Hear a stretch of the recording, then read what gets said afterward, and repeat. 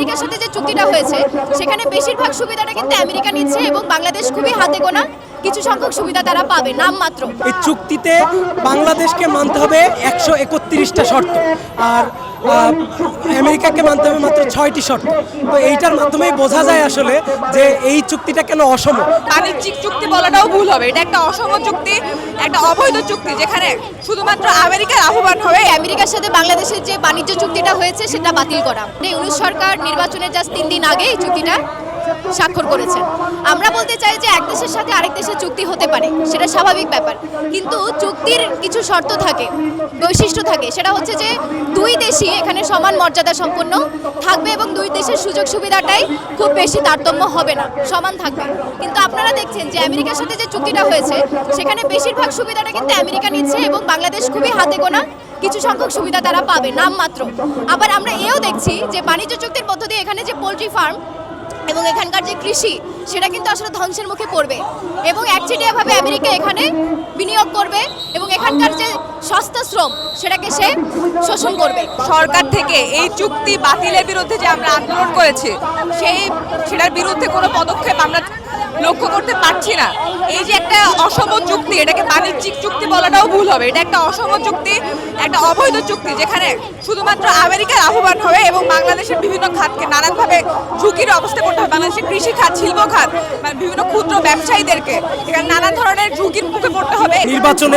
জাতীয় নির্বাচনের ঠিক 3 দিন আগে ডক্টর ইউনূস আমাদের সাবেক প্রধান উপদেষ্টা তিনি তার নেতৃত্বে একটি চুক্তি হয় মার্কিন সাম্রাজ্যবাদী যুক্তরাষ্ট্রের সাথে, এবং এই চুক্তি যদি আপনারা পড়ে দেখেন এই চুক্তিতে বাংলাদেশকে মানতে হবে 131টা শর্ত, আর আমেরিকাকে মানতে হবে মাত্র 6টি শর্ত।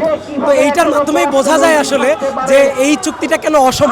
এটা পারস্পরিক কোনো চুক্তি না, এবং এইখানে যে শর্তগুলো আছে সেই শর্তগুলোতে বাংলাদেশ আসলে মানতে বাধ্য, এবং এইটার মাধ্যমে কৃষি খাত থেকে শুরু করে বাংলাদেশের শিল্প খাত, গার্মেন্টস খাত এগুলো কিন্তু ধ্বংসের মুখে পড়বে, কারণ যে শর্তগুলো আমেরিকা দিয়েছে সেগুলো মানতে বাধ্য বাংলাদেশ। এবং বাংলাদেশ যদি আমেরিকা ভিন্ন অন্য কোনো দেশের সাথে চুক্তি করতে চায় তাহলে আমেরিকাকে অবগত করে সেই চুক্তি করতে হবে, এবং যদি আমেরিকার সাথে ভালো সম্পর্ক নেই এমন কোনো রাষ্ট্রের সাথে বাংলাদেশ চুক্তি করে তাহলে কিন্তু শাস্তিমূলক শুল্কও আমেরিকা আরোপ করতে পারবে। জনগণের যন্ত্রণার কথা, জনগণের দুঃখের কথা আমরা কিন্তু বলতে শুনি নাই।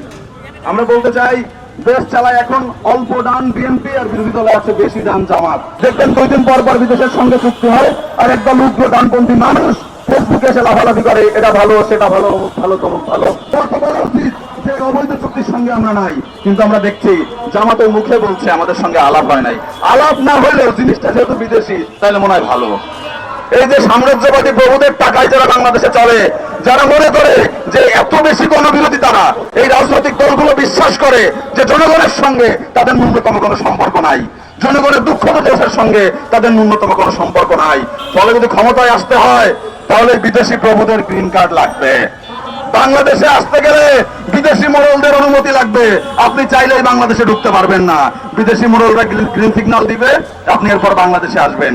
ফলে আপনি ভাবছেন ক্ষমতায় কোন রকমে যেহেতু চলে এসেছি, পরের বার যদি আমার ক্ষমতাকে দীর্ঘায়িত করতে হয় তাহলে আমেরিকাকে খুশি রাখা লাগবে।